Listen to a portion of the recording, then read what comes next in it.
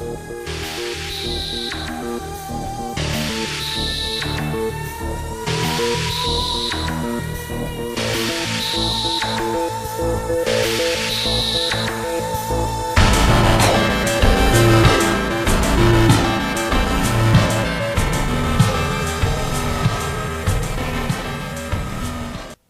evening, my name is Luc Sala. Tonight we talk with Mike Robinson, spiritual teacher, healer, a man who brings us in contact with ourselves and the world within. There are teachers for the outside and there are teachers for the inside. Mike sees himself as a teacher for the inside. Welcome, Mike. You're welcome, thank you. When we talk about spiritual teachers, most of them have a tradition. Right. But you don't. You made your own, so to speak. Yes, in a sense, I think that if you belong to something, it's like having a belief system. And the belief system can limit you. So if you are purely Buddhist, then you have a Buddhist understanding. If you are Christian, you have a Christian understanding. But there is a way of sitting in the middle where you don't necessarily belong to any of what we would call mainstream philosophies or teachings. And yet you still are free and you have an inner understanding, an inner joy, which is spiritual, not religious. Mm-hmm. But still in your tapes and brochures, I have a feeling that you borrow a little bit, say, from Christianity, and that the idea of a Christ comes true in your... I think that often the word, the love of God, has been interpreted to mean the word Christ or Christos. In Eastern philosophy, we would say the Buddha. In Indian Hindu philosophy, we would refer to Krishna. We are referring still to an embodiment of love that came into physical manifestation. And I think that each one of those teachers was showing us how to connect with what was within us. And so all we can do now is to reconnect if we've become disconnected. But you basically say reconnect with ourselves. With your inner self, because the inner self is the God self. And what we've done throughout our many lives is disconnected from our real self. Very few people know who they really are. Mm-hmm. And so the inner quest, to know thyself, to thyself be true, becomes a real major statement at this particular time. But you said that we are also our previous incarnation, which means that you come from an idea that there is reincarnation, that we have past lives. Yes. And basically what happens is that if we go way back in time and we go back to the beginning, what did we come here for? It's always everybody's big question, what am I doing here? We must have had a reason for coming onto the earth, and that reason was that we had to love. And so what's gone wrong? Well, obviously we're not loving. And because we're not loving, we then have crisis in our lives. So at some point, in some way, we have to get back to a state of loving, a state of giving, a state of compassion.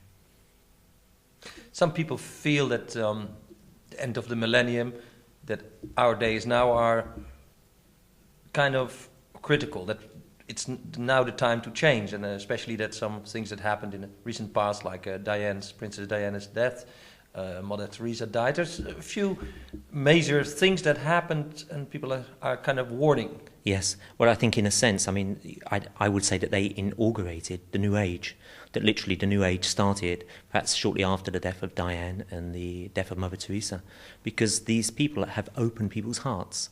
In England, which is usually very closed off emotionally, suddenly people are grieving openly. They are able to share emotion. Now, we call the earth the planet of emotions. And that means that while we are here in incarnation, everything we experience is on an emotional level. Mm-hmm. And so we've really come down to experience emotion. So we find positive emotion, which is love, joy, happiness. We find negative emotion, which is fear, which is anger, which is jealousy, which is desire, which is pride, as the stuck ego. Mm-hmm. And if these are the negative emotions, then the positive emotions can outweigh them. They can demolish negative emotion. Now, during the grief of England and the whole world, maybe about Princess Diana, which was, to me, a little bit out of proportion, suddenly there was this outburst of emotions, and people like the Queen that we never saw do anything really emotional, openly expressed her feelings. Now, you have a talent. You can see people's emotions. Right.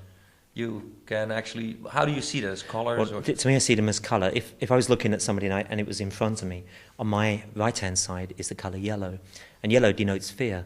And so quite often in our society we talk of someone as a coward as being yellow. We say they're yellow belly, and actually the yellow forms just outside the physical body in the aura. To the other side we have red, which is anger. And we say people are red with anger, not only in their face, but in the aura as well. We have green for envy. So people who are very jealous, you see a lot of green in the aura. This is only in relation to the emotional body. Green elsewhere has a different significance. And we tend to see desire as being excessive oranges in the aura. And pride is a mixture of a little bit of fear, a bit of anger, a bit of jealousy, a bit of desire. And we present pride to the world. Our pride is our ego. And so we say to the world, rather than showing who I really am, what is within me, I present this image. And we spend all of our lives trying to prop this image up, to try and stop people seeing who we really are, seeing who is within us. Now, going back to that moment of emotion, Right. The burial of the funeral of Princess Diana. Yes. People were emotional. You were in England at the time? Yes. Did you feel that? Could you see I that? could feel it and I could see it. And what I saw was people, their heart chakras were opening. And as they opened, internally their grief came out. Not only the grief because of Diana and what she represented, but it was personal grief that they'd been holding on to, not just in this life, but in many, many lives. And so they were able to open up and release it. And it was quite interesting to see the newspaper reports where some people were saying it's wrong for people to grieve openly. They were trying to put everybody back into their boxes. Mm-hmm. But it won't happen. The new age has begun now. So now, once we've opened up, let's keep it open. Let's become expressive. Let's not hide behind what the English call the stiff upper lip anymore. Mm-hmm. And we all do that. We hide behind our egos and our prides. Mm-hmm. We're frightened to say what we really feel. Are you implying that the death of Diana or other major tragedies there give people an excuse to open up? Well, I think in her particular case, because of the compassion she showed, it just naturally opened people up, that they couldn't stop opening up. It was inevitable. I think it was all pre-planned, whether we like to feel that or not. It's nice to think, it's an accident, it wasn't meant to happen. But on another level, I believe that this was meant to happen. And I think the time was exactly right at this moment.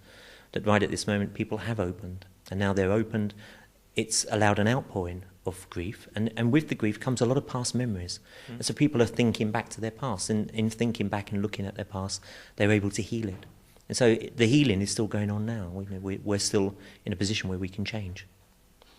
Because that's an important question.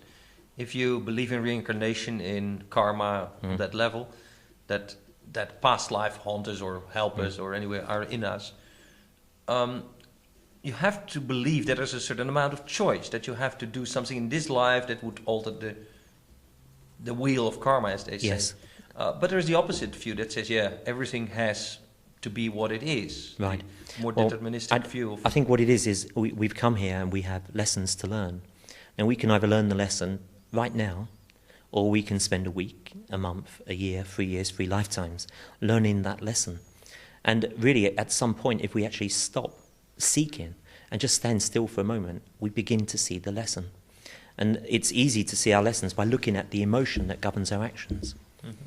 If we have a desire for wealth, and say our karma is that we should be poor, and we have to experience poverty in this lifetime, then it doesn't matter what we do. If we achieve that wealth, we are often having to achieve it through negative aims. So it may be through crime, it could be through drugs, it could be some form of drawing that wealth towards us, which is negative. And so therefore we suffer through that. We have our freedom taken away. Let's say somebody goes to prison.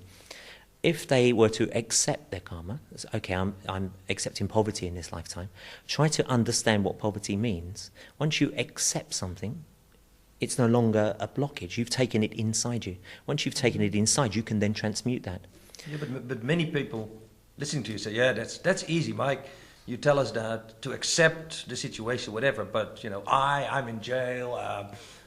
I'm in handicap. My family had an accident last week or whatever.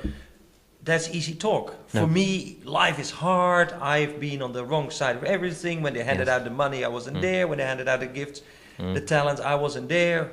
How can I come to grips with my situation? Okay, well, if we turn around and say, let's say we're in a position we've done something wrong, and we're in prison. Now we have to ask ourselves, what did we do wrong? Not just what did we do wrong, but why did we do it? Was it because we didn't have the courage to go out and study at college? Did we feel unworthy? Did we think that we would never be able to, become a painter and decorator, become a cleaner, become an artist, become a musician. Is there Yeah, something I inside would us? point, even in my life, I would point to say, yeah, but I am what I am because, well, my parents were like that in the situation at school and that teacher, whatever. But Who am I to have the authority over my life to have said, I don't want to be in jail, I don't want to be in this program? we could do that, because what happens, what you inherited from your parents, your DNA in example, is you were meant to have that in you. You were meant to have their strengths and weaknesses, but you don't have to stay in them. So you can't blame your parents. They only gave you what you needed for this lifetime's experience. So what you do now is you say, okay, I've had enough of having all this anger that my father had. I've had enough of all this passivity, this extreme fear that my mother had. I'm now going to work on this. I'm going to balance it. And so what you do is you start to change, and you realize that you are not your mother or your father. You are an individual.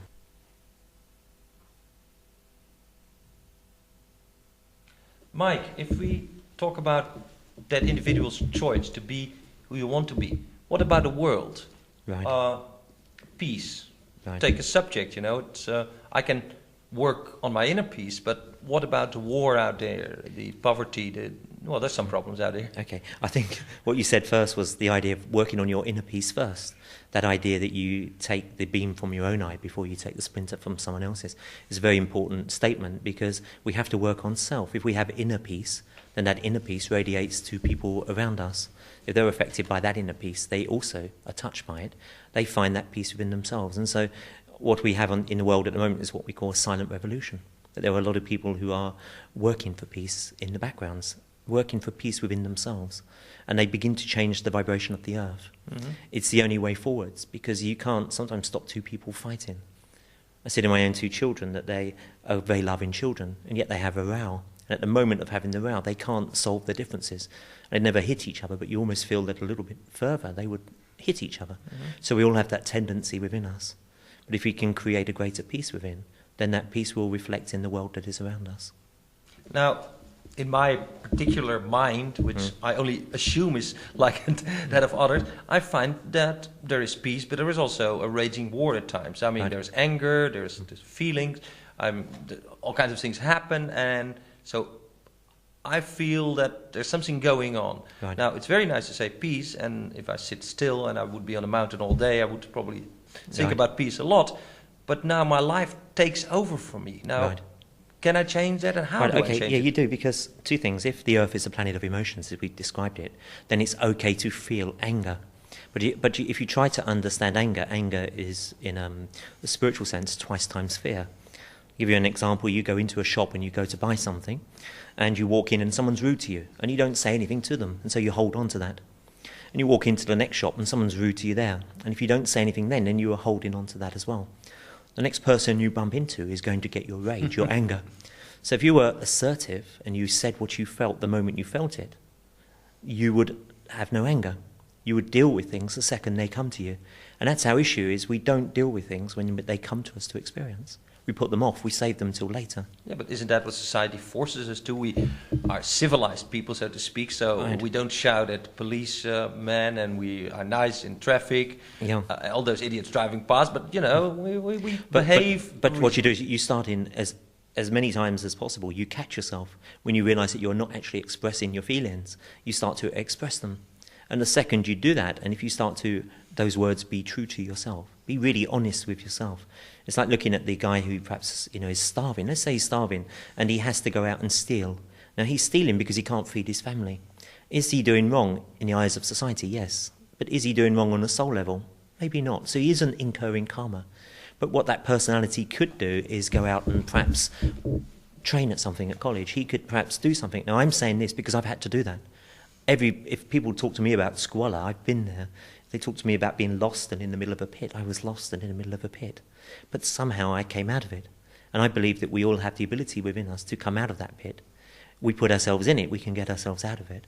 And what we do is we become conscious of what's causing us to do that. Are we too meek? Are we too mild? I've seen a lot of people, great people, who are so peaceful and loving, in a sense so fearful to express who they really are, that they end up with liver cirrhosis, they end up with liver damage. They may not never drunk alcohol in their lives, but because they never express their feelings, they bottle it up and then the liver becomes damaged. I see people with weak kidneys because the fear just consumes the kidney. our emotion governs the physical body. So if we are physically ill, then we are emotionally ill. So to get back to what do we do to change our lives, we start to look at why we do things. Ask ourselves, if we get angry, well, why are we getting angry? Is it because we are not able to express ourselves? Are we not able to say what we feel when we feel it? Are we unable to present our personality to the world? And if we are, then there's an ego in front of us, which is what we want the world to see. But the real us is what we would like them to see, but we're frightened to show to the world. It's the bit that needs to be confronted. We've got to get down this pride, this ego. That emotional outpouring in throughout the world at the death of Princess Diana was literally that the ego dropped. It was like one of the bricks came out and so the building tumbled. Everybody's pride went, and so they could cry openly in the streets. The pride was all finished. We can do that all the time, but we've got to really want to do it. No one can do it for us. A God's not going to come from the sky and take it all away. But the way we do it is by learning to understand self. And the self that we're talking about is this inner self. And if you can get to know your inner self, the real self, then you know the universe and the gods. And that's the true statement. And everybody has the potential to do what I do, to see what I see. We've all got it, but it takes effort. You can't just give up, 20 yards down the path. It's worth persevering. The way you talk about it, it feels like, okay, we're all angry, we're all grieving, we all have emotions. Yes. And if we don't have them, we should have them because maybe they're not too suppressed, but we have them. If we could look at them as emotions and not as the driving force to go and hit someone or make more. Yeah, and feel it. The words feel the fear and do it anyway. That word feel is exactly right. If I see fear in the aura, behind people's fear walls, I can often see what they're frightened of. You can see images of spiders and aeroplanes, water. All of our fear issues are hidden behind emotion. And to hide it, we have to block our solar plexus off. And so we do things like we have cravings, we eat certain foods to block this wheel that spins that should bring us feeling. We stop its feeling, and so we put on weight. We bulk ourselves out because we don't want to experience things. It's quite strange what people hold on to in their aura. And if we could just let go and allow the feeling to come to us, that's what it's all about. That's the key, is experience it. We're perfect as we are. All we have to do is learn to accept everything. And once you start to accept it, it goes through your system and it moves out of you. We're frightened now, karma, because we have a fear perhaps of being mugged. We think if we walk down the streets, we're going to be mugged. It's probably not going to happen. And if it was going to happen, there would be an inner feeling which would warn us. It would be a feeling that we have, but people don't listen to their feelings anymore. They don't listen to that intuition. A lot of the statements you make, for me, come from someone who says, yeah, but I'm okay, I'm happy and I'm perfect, as you say. Again, most people out there, I doubt myself. I said, hey, am I perfect? Probably not. Sometimes I feel okay. It seems an easy attitude, an easy stance from someone who has been there, but for us, the footfolk out there... So where do you start? Two things. You learn to listen and trust the intuition. You learn to listen and trust the inner feelings. We now call it the gut feeling. All of us have intuition. They have inner feelings. And we could have an inner feeling to, let's say, make a phone call. And you go and make your phone call the second you get your feeling. And when you do, the person at the other end says, oh, glad you rang. I needed someone to talk to. Or it could be, normally when you ring that person, you're on the phone for hours. But you just ring them at that moment, you get the feeling, and they're just going out. And so you're only on the phone for 5 minutes. If we trust our inner feelings, if we constantly act on the intuition, the second it comes to us, that's how we solve our problems. The problem is that what we do is we put things off. Oh, I'll ring later. Oh, I'll deal with this one later. And then we're not only just putting off thoughts, but that's energy. And so it demands energy to hold something in abeyance. And so we become stressed because we're holding all these things that we can't manage. And to hold them demands our strength, our energy. So if we release them, our energy grows, our inner strength grows. We become more confident, more conscious. And all of us can do that. The description I would describe, it's like trying to hold beach balls underwater and to hold them down. And suddenly we've got no more legs or hands to hold them under. So we've got to let go of them. And as you let go, they rise to the surface. And then we can deal with them. Our issue is we've been holding on to things for too long, for lifetimes. It's programmed into us through religion, through politics. It's like taking away our free will, not giving us free will. But to get your free will back, you have to listen and act on your feelings the second you get the feeling. For someone who, like you from early age on, saw colors around people, energy levels, vibrations, if you go around the world, you must see, after some concentration probably, what people hide, how they are. Yes. And still you have this positive feeling. Does that mean that you have looked at many people and thought they were not so bad after all, or on general? No one is bad, are they? It's our interpretation of what bad is. But we've got to accept ourselves as we are. If we are God incarnate, which we are. Oh, that's a theory, but you are one of the people who can actually see what their intentions are. So what are they? Yeah, well, first thing we have to say is, first we have to deal with what we are holding back. We have to deal with all those issues that we are choosing not to face. And so there's no quick fix on the spiritual path, so to speak. The New Age seems to offer us quick fix. They have things like, they call it ascension. They have things which, quick fix enlightenment. You go on a weekend workshop and you're enlightened. It doesn't work like that. There's many, aren't there? Mantra here and breath pattern But anyone who's been on the path will know that it doesn't work like that it takes time and it takes lifetimes. But you can do a lot in one lifetime, provided you're conscious of what it is you are doing. You have to listen to that inner feeling and start to act, start to take action. Nothing is going to happen without action. And the second you take action, there is change. There's a lot of Buddhism in what you say, action. But I don't really study Buddhism. I've read very little, but I can understand that Buddhism was very much into the mind and trying to understand the mind. And so what I have to do is understand the mind and the spirit. Then there's going to be similarities. But the body is important because in a lot of spiritual practice, they deny the body. I see a lot of souls who have come back in this lifetime, who've had lives perhaps in India, in past lives, and they spent a life in an ashram, denying the physical. Mm-hmm. And they come back in this lifetime, and they have to honour the physical. And they hate it. They've got sexual hang-ups. The amount of sexual hang-ups that are in Western society, coming from religious backgrounds. And now we have to get down there and love our sexual habits. We've got to get back down there and express love through them, rather than this emotional blockage that we're all experiencing. Oh, I don't know. Sexual deviations keep us busy, at least, Well, yeah, but to a lot of people, that they bring immense suffering as well. Mm-hmm. And if we're here to release suffering, then we have to go into things, not avoid them. It's like everything in life. It doesn't matter what you've got, whether it's a headache, whether it's an ache, whether it's a sexual problem. You have to look at it. You've got to accept it. And the second you start accepting it, you start dissolving it. Our problem is we don't accept. We don't want it. We don't want a pain, so we take an aspirin to get rid of it. We don't want a sexual problem, so we go and see a doctor, a psychiatrist. It's how can I get out of this problem, not how can I get into it.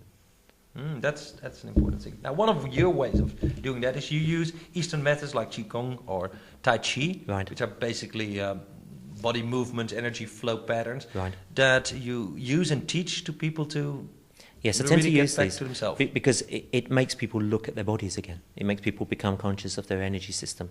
And thinking of the aura being all the way around us, in any movement where you move your arm, let's say there's my fear here, when my arm goes through my fear, it helps to break it up and dissolve it. When my arm comes back, it brings my fear into me. So it's a way of working on yourself emotionally. Most people That's interesting. So say that the standard Tai Chi movements, the basis, the sword movement, the sword figure, if you see them with enough concentration, you can see the colors, you see that they are harmonious? Yes, and I can see whether they work specifically on fear. Some work a lot on anger. When you talk to people who do things like Tai Chi, and they say, I was really angry and I started Tai Chi, calm myself down. Other people are very fearful, and it works on their fear. And it's all of this because when you move, you are moving energy. Not just the physical body and the muscles, but external energy as well as internal. And so most of these systems are very balancing. And it works with yoga as well.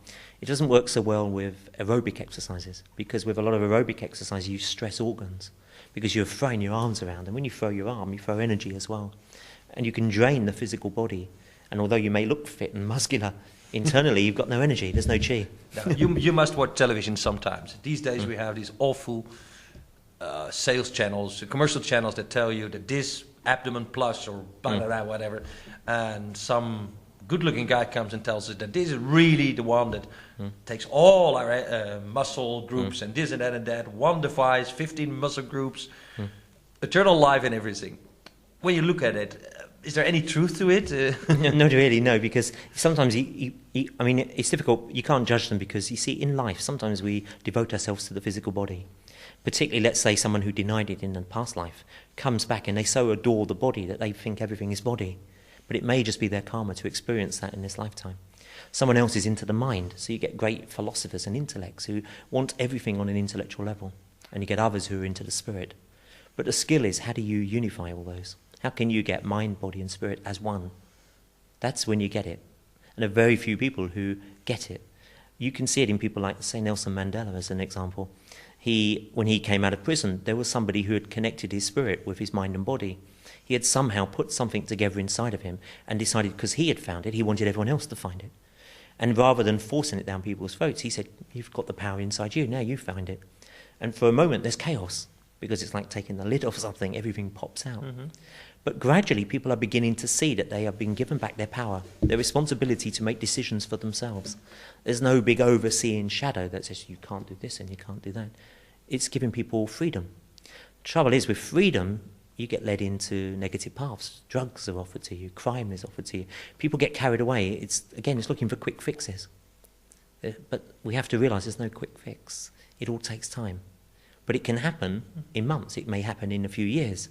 But you make it sound as, we live in the age of the instant solutions. Oh, yes, yeah.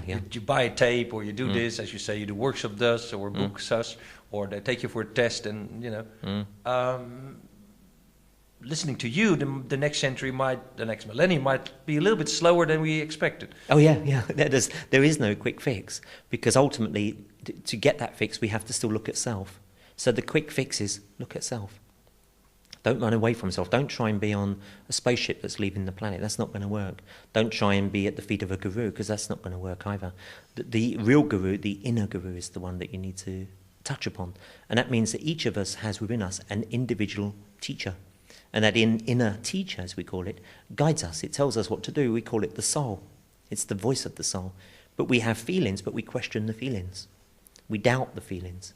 How can I first learn to listen to that inner guidance, and secondly do something about it? Like you said before, you're kind of a clairvoyant in the sense that you see things, but you are not predicting the future, but you are pointing to people in individual sessions or group work, how to learn themselves to steer away from what sometimes seems inevitable. My father was a drunk, my mother was a drunk, so why would I be drunk? Right, stuff like that. And that's the way to do that. First is to see yourself as individual and see that right at this moment in the now, everything is perfect. And fear belongs to the past, or is a concern about the future. But it isn't happening right at this moment. Right at this moment, there is a center point, which is love, which is us. And what we have to realise is that the program that is inside us, whether it came from our parents, teachers, politicians, has been placed there, and we have to say, well, we no longer wish to adhere to the message that it's given us. And we listen to a new message, and that message comes within us. It's always been there. When we were young, we were told, listen to your conscience. But how many people listen? Well, as defined by the church, for instance. Well, yeah, possibly the church, but to me it was my parents. Well, not parents, I was brought up in a children's home, but they used to say to me, listen to your conscience. And I didn't know what they were talking about, because when they were telling me one thing, I could see something else going on behind them. So I can often see people's motives. But what it taught me was that they were also learning. We're all learning. Every one of us is learning. I don't think there is anyone down here on this planet who has got it. We're still learning. And the best way to learn is by this inner trusting. The people that I've met who I would say are closer to having it, listen to this inner voice totally. They don't doubt it. If they get a feeling to do anything, they'll do it. And it doesn't mean go off and do anything crazy. It isn't a voice inside their head, but it is a feeling inside their heart. Mm-hmm. And we all have them. Tomorrow morning, when you get up in the morning, you'll get feelings to do things. And it may be to make a phone call. It may mean to take charge of something. It could be to counsel something. But whatever you do, if you do it as you get the feeling, and be willing to take the consequences if there's any backlash or feedback, then suddenly you start to solve all the problems in your life. You see, because sometimes it's like we put ourselves into the middle of a spider's web and we've got to get out. Now, you can't just be plucked out because it's a bit gooey in there. So you have to come out strand by strand. So you go back down the path upon which you walked into the webbing, and then you turn yourself around and you walk back out again. And all of us can do that. We don't have to be stuck. We don't have to suffer in this way. We can change it, but it does mean taking action. And we are all worthy, and we've got to accept our worthiness. Now, you, apart from the theory, have some exercises, practices to make this happen. Right. One we briefly touched upon is you practice Tai Chi and Qigong. Right. Qigong is more of an energy But than Tai Chi. Qigong, in a sense, with Qigong, you can direct it into the organs. So we can do an exercise specifically for the kidneys, and then therefore fear. We can do an exercise for the liver, therefore anger. We can do exercises for the lungs, therefore grief. Problems with your mother, we can do exercises for the spleen, to strengthen the spleen. So we can look at different parts of the body and can put energy into those parts to help to clear any blockages which are inside the body. Mm-hmm. And so these are some of the techniques that I use, yes. Another technique is guided visualization. Right. You actually have a whole set of work groups. One of them is called scenes, and you Yes. put them on tapes, even meditations. But guided visualization, that's. Can you briefly explain what that is? Yes, in a way, guided visualization is probably one of the safest forms of meditation in today's understanding, really, because it takes you to a space, and because it guides you there, it also brings you back again as well. In some New Age techniques, they take you into these spaces and leave you there, and suddenly you're wandering around in what we call astral matter, when people get all sorts of strange experiences and bring the experiences back to the earth. When you are guided, you are taken to a space which is usually safe, where you can connect with other aspects of yourself, and then bring those aspects back again. Wait a moment. We're in Holland, we're in Amsterdam, many people use drugs. There's a new thing on the market called paddo's, which is magic mushrooms. Right. When I listen to you, I can take those chemicals, those substances, and get it like in a, well, it's a weird space. Right. What you're saying, if I would be guided and not wandering around in whatever my mind brings up, dark places, nice places, it would be better to have some kind of guide. Well, and anything that you can do with drugs, you can do with the mind. And you can do it without damaging your spiritual bodies. With drugs, what happens, it's like you fire off some rocket fuel, which is your own personal energy, and blast yourself through your astral body into the astral plane. And that damages the astral body. And so it takes time to heal that body. And if you do it too many times, then the damage becomes extreme. And it can take 7 years plus to repair the damage. And not trying to frighten anybody, but if you don't repair it here while you're living, then you're going to spend 7 years doing it when you die. Because that's your car, that's your vehicle for getting through the astral plane. If your car's got burst tyres and the windscreen's gone, you're not going to get through. So you're going to have to spend a lot of time repairing the damage that you've done while you're living. Now, well, maybe that's true. On the other hand, we live in Holland. Most people have smoked a joint here or there. Right. For most people, that is their first encounter with that astral plane. They never knew. Maybe some had out-of-body experience when they're very young or floating in the room. But it sometimes is this joint or whatever. Might be a car accident too. But, you know, an experience like that, it tells them, oh, hey, there is something. And they become aware of the fact that they can actually use that. Right. And in the way you do it, guided visualization. But in a sense, there is a price to pay. If you use anything which is artificial, there is something that you have to appease. Please understand me. I'm not saying to use drugs, but for most people in Amsterdam, where we are in Holland, it is that's where they make the connection with this. Right. But what would happen is you would go to a limited aspect of that. Yeah. It's like you don't go. You're not going to the boss. You're going somewhere else. You're hitting one of the secretaries, and they'll tell you all sorts of things to stop you getting to the boss. But if you want to go to the boss, then you've got to go direct, and you do that by listening in here, because you open yourself up and you get a direct connection rather than, you know, an exterior connection. Drugs always attract something towards them. If you burn marijuana and it goes off, it pours in life forms, entity forms, which very few people are able to see, but a lot of clairvoyants can see. And those life forms want payment for that trip that you're having, and they're going to want your energy, which is why in the morning you feel spaced out. You're really laid back. Ask yourself where your energy's gone. Have you been feeding something during the night? It's worth thinking about things like that, because that's what really happens. We are borrowing energy, and it's like having a treasure chest, and it's full up with jewels. But if you use all the jewels up, then there's nothing left. It's worth saving some of those jewels. When you meditate, you don't use the jewels. You can bring back jewels. You can grow in that respect instead of... Yes, instead of having to artificially do it, it's better to go from within. Go with your inner teacher, if you like. Go with the inner master, because that way it's safer. That way you're not going to get hooked into some astral being that wants your power, wants your energy. But you can't help it. The second you're into the drug culture, they attach to you, and it takes a while to work them off again. It's interesting watching the drug craze in the 60s in England, where when a lot of them came out of it, they got into the Indian philosophy, and so they got into vegetarianism. And really, within that 7-year period, their astral bodies became repaired. Not all of them. Some of them stayed out there, and the damage was still done, and a lot of them didn't quite make it back, mentally speaking. But a lot of them did, by getting themselves sorted out, looking at their diet and becoming more conscious of their actions, that they actually healed their energy bodies. Mm-hmm. But we do damage the energy body if we take artificial substances. What exactly is then the difference between a ritual or a guided visualization? Many rituals have that aspect of guided visualization. You work with symbols, you work with what the subconscious does, or say taking smoking a joint. There are protective layers between each of the energy rings that surround us, and these energy rings should expand a little bit at a time. And as they expand, we pass through. And so let's say meditation you practice, and at first you don't go very high, and gradually you work your way up until eventually you can go quite high. On drugs, let's say the rings are like this, you smash through them and you go up to, say, level 22, and you're not quite prepared for that, but while you're up there you have an amazing experience. Then you come back down again and you're back in your space, but what you've done is you've left a little hole and energy leaks through, and so you get strange thought concepts, you get weird things happen in your mind, and usually the ring will seal itself again. Let's say it's one trip. Then you go through again, and suddenly the ring gets more expanded. But because you're crashing through, you damage these rings. I don't understand that concept. But compare that with a ritual, whereby you take someone, you sit them down, calm them down, meditation. The rituals have a certain progression, rites of passage. Yes. You also grow. You're being pushed if you are 12 or 18, whatever, in some tribe in Australia, and they say, hey, you're going to do your vision quest or your bush quest or whatever they call it. It's also a way of pushing you through to the next level. It is, but you see, sometimes a lot of us, if we've been through various incarnations in the past, we may have already walked that path in one of our previous lives. And so it seems very familiar to us in this life. But sometimes it's like a stepping back and not a stepping forwards.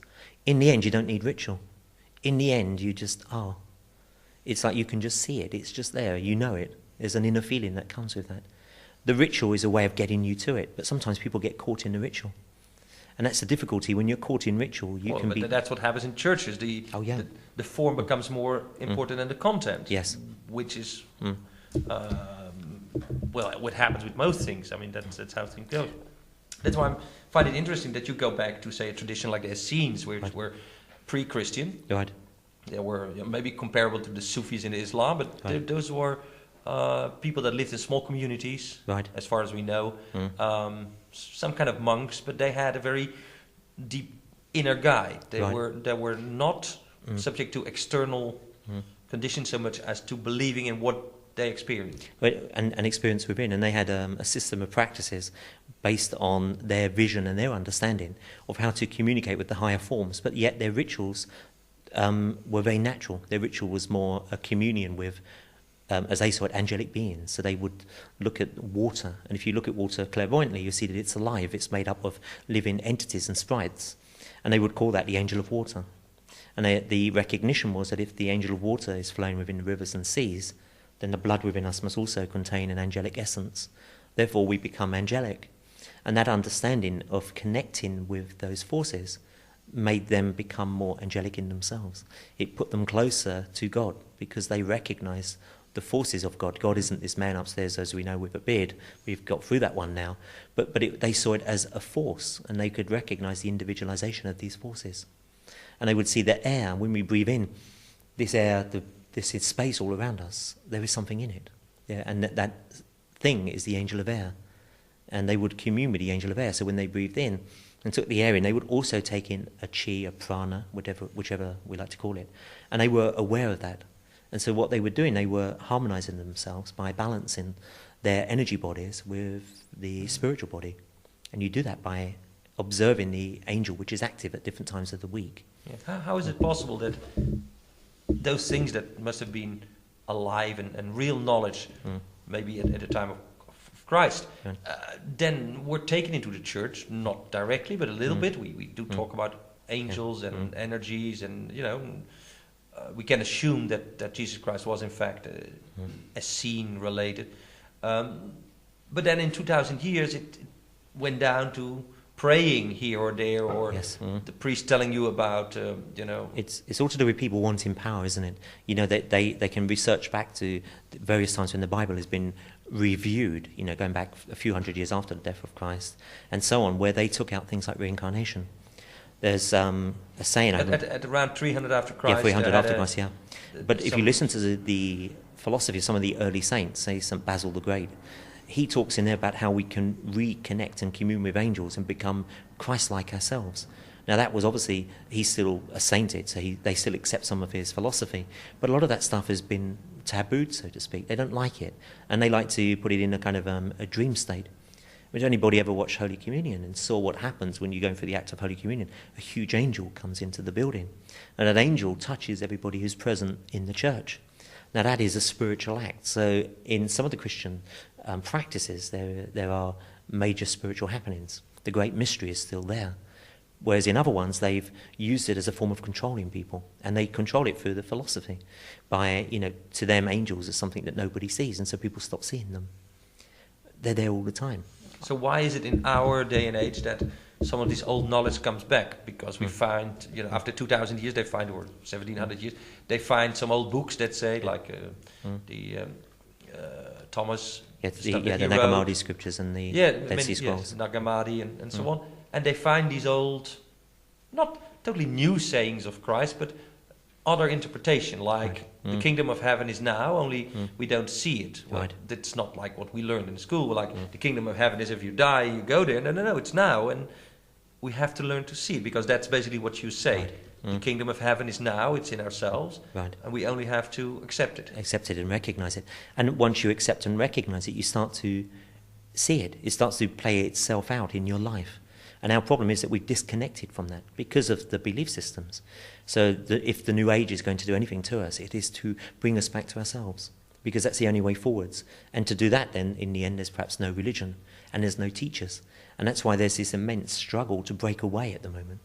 But there's no point in breaking from one, like jumping from the frying pan into the fire, which people do. They go from religion into drugs because it's the extremes. But that's not a problem, because eventually you come back to the middle. You learn to separate the two opposites and realize that they are opposite forces. But somewhere in the middle is a middle path where you can have it all. You can have the mystery. You can have the spirituality. You can put it all together and you find joy and happiness there. And that's the quest, isn't it? Do we have happiness in our lives? And if we are not happy, then we can do something about it. But to do something about it means taking action. Mm-hmm. And I hear repeatedly that what you say basically is overcome the separation. Yes. Overcome the separation between good and bad and left and right, and not exchange the one separation for the other. So if we are against the church, we shouldn't look into another church. Because that separates us again. And so somehow you have to walk this middle path. And this middle path, as most people are experiencing nowadays, is a kind of lonely path, a loneness path. Most people, when they go on a spiritual path, tend to lose their friends. And they lose their friends because they suddenly realise that they have to do this alone. What is going on within you is entirely different from anyone else who's experiencing this conversation now. You're hearing different things in your mind, and they're hearing different things in their mind. We would say that each one of us has an individually designed obstacle course that stands before us. And we have to find our way over the obstacles. And so you may be working on a little bit of anger, a little bit of fear. Someone else may have a little bit more fear, a little less anger, and so on. So we all have a different combination. So if we join together, suddenly none of us can sort our stuff out. And so there is this need to sometimes pull away a little bit, to connect with the inner self. And that often means that you find it a little bit lonely for a while. Until you find you, and at the moment of finding yourself, you suddenly realise your connection with everybody else. Mm-hmm. And that connection is honesty and truth. One practical thing. If you see the energies of people related to this, you have a person, he has, as you explained, colors and stuff. Now, if there's another person, and you see the two coming together, what happens with their auras? Right, and then they will exchange on different levels. So let's give you an example. Say you have come in and you're specifically working on fear at this moment. So you will give off a bright colour yellow, which will attract someone to you who will either have exactly the same colour, we use the word like attracts like, or you will attract to you the opposite, someone who is going to express your fear. So that will be someone who's very strong, who you become frightened of. Or you will put yourself into a position where you become frightened of that position. If you have a fear of spiders, I bet you that spiders kind of follow you around, that you always find them in the corner of your room. You experience them. And the reason is because you have to experience the fear. You can master any phobia, but what you've got to do is, instead of hating what's on the other side, you've got to love it. And that's the difference. And the same goes for people. You have to overcome the separation. Overcome the separation. Basically, Yeah, and so anything that has a dislike needs to be liked. And it's a tough one when you say to someone you've got to love a spider. But you can do it. You can do it gradually. You can learn to do it. Not necessarily through hypnosis, but learning to accept that the spider is also experiencing life. And that maybe he's only in your life because he's there to work on your fear. And once you stop fearing him, he'll go away. And that's very true. Once you change your life and you start to become stronger, your old friends fall away. Because they're only there to teach you lessons, or you're there to teach them lessons. Isn't that the old story, love your enemy, and then the moment you love them, then you understand they're not yourself. your enemy anymore, are they? Yeah. No, it's the truth too. Yeah, very, very true. But so you actually say, if you are with people, there's two energy exchanges. There's an opposite. Yes. And there is a likeliness that joins together. And if you're both very angry, you probably get a very nice angry image. Yes. But so that's interesting, those two things. Now, one practical question.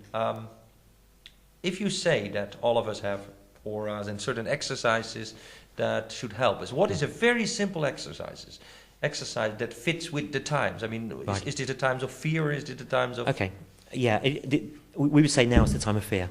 Yeah. Okay. So what to do about it? Right, what do we do? How do we work on fear? First, understand it and take action. That's the mental image. We have to start to deal with our lives. Now, if you want to work on fear, we've got to strengthen the kidneys. And how do we strengthen the kidneys? Well, we can do two things. We can either start to nurture the kidneys, and so we can start to put your hands just on the back of the kidneys, and that helps. You can do any exercise where you want to rub the back of the kidney. Any exercise which involves bending allows energy to come into the kidney. Any exercise where you turn your waist massages the kidney as well. And so you can do exercises to strengthen the kidney. So the best exercise I know for strengthening the kidney, quietening the mind, balancing what we call the foundation, which is the kidney, is just to stand with your arms just out in front of you a little bit. Bend one knee and just very slowly turn that way. And then you come back the other way, straighten the knee, and you turn around on the other side. And you keep your head centered to your torso. And just by twisting and swinging from side to side, you start to massage your kidneys. Now, I've done this in Qigong classes for quite a few years. It feels a little bit like a Tai Chi exercise. Yes, it does, yeah. And that's why it's so important in Tai Chi to be really exact. Relaxed. You just let go. The idea in Tai Chi is to let go. So you're not using your muscles anymore, you're using your inner energy. Mm-hmm. And the inner energy is stronger than physical strength. And just by letting go and by turning, you're massaging your kidneys, and you're also, by loosening up the kidney, releasing fear. Now, I've seen people do this who've had, say, a lot of grief. I knew somebody who came into the class, 2 people, and I think it was their mother had died, and they were quite grieved by it, but they still came to the Qigong class I was doing. And just by doing this, suddenly all the grief came out of them, and they felt a lot better, a lot stronger. And it's very simple. It takes maybe a few minutes. So we don't have to give Mercedes out to people we hate or whatever. No. We don't need crises like Diana's. We just have to do simple exercises. Yeah, by working and looking at the self. Okay. That's how you solve your problems. But if you don't, then you need something like that to unplug you. We need trauma to unplug us. We need experience to unplug us. And once we're unplugged and expressing love, then we don't need the lessons anymore. Okay, let me finish with one small story, because I did once in a program about being rich. Right. It was a radio program, a television program. They asked me, being rich. Everybody talked about stock options and this and that. I said, no, rich. It's, you don't have to be rich. You have to feel rich. Agree? I mean, it's not important if you are rich, but if you feel rich, it's good enough. Yes. So what do I suggest? I said, well, I suggest that to experience that everybody walks with his feet like that towards each other, like that. Right. Because it opens up the... It opens you up. It makes you feel richer. So I said, well, if you feel tight, walk with your feet like that for a day. And it will help. No, they ridiculed me because there was a serious program about tips, how to get rich, you know, when you open a shop or you buy Microsoft stock or whatever. And I came with this, what I thought was a ridiculous idea. I still think it works, but the next day I came in the office and they all came to me walking like that and said, we want more salary. Yes, great. So you can see how a simple exercises like that can work. Yes. Okay, this is Mike Robinson.